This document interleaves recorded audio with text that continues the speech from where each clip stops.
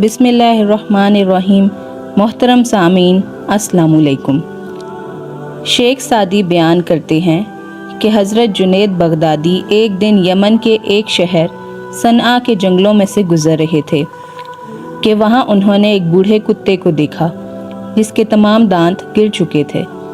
वो कुत्ता शिकार करने से भी माजूर था, इसलिए दूसरे जानवरों के बच्चे पर गुजारा किया करता था, जिसकी वजह से उसे अक्सर भूखा रहना पड़ता था।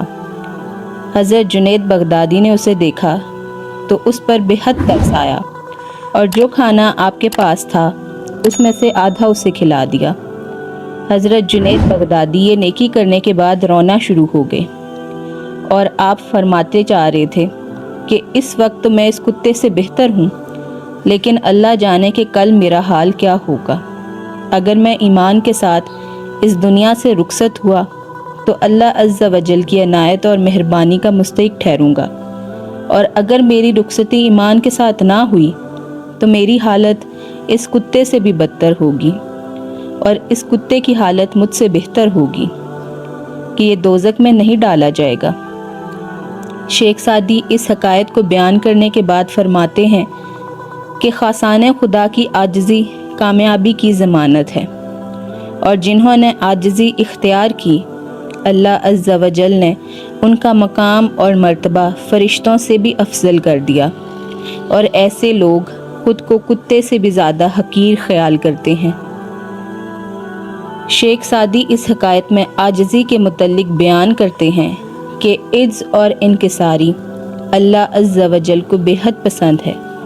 अगर इंसान का ईमान सलामत हो और वो इस दुनिया से जब जाने लगे उसकी मौत ईमान पर हो तो वो यकीनन अल्लाह अज़्ज़ा वजल के इनाम और इकराम का मुस्तहिक होगा, वरना उसकी हालत कुत्ते से भी बदतर होगी।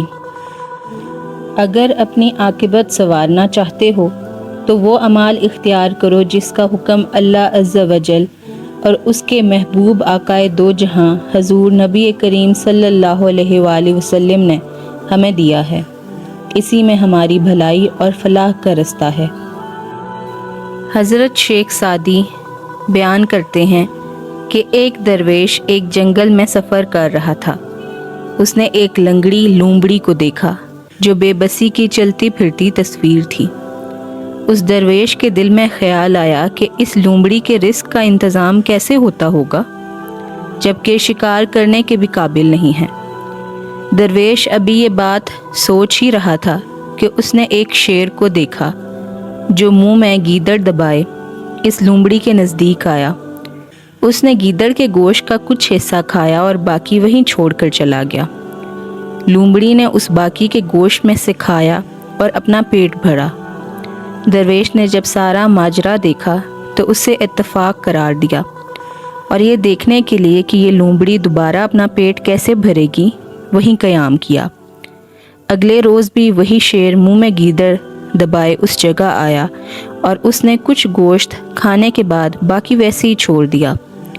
लूमड़ी ने वो बाकी गोश्त खा लिया और अपना पेट भर लिया।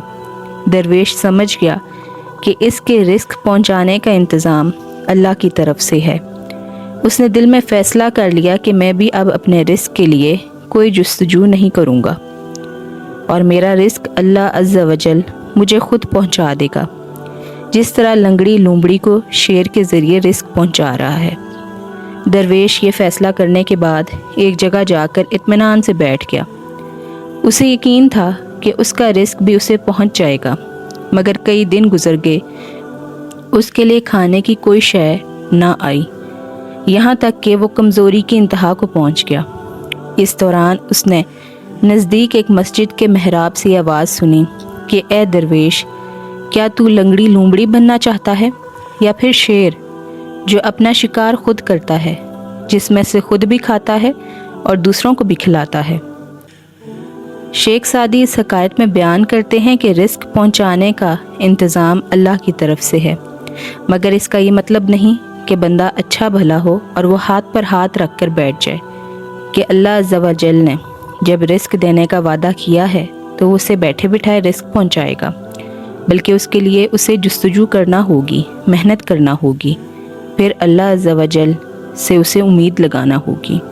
کہ وہ اس کے رزق کا انتظام کرے گا۔ وہ لوگ جو محتاج ہیں اور محنت نہیں کر سکتے، ان کے لیے اللہ عز و جل نے ایسا انتظام کر رکھا ہے کہ انہیں ان کا رزق ملتا رہتا ہے۔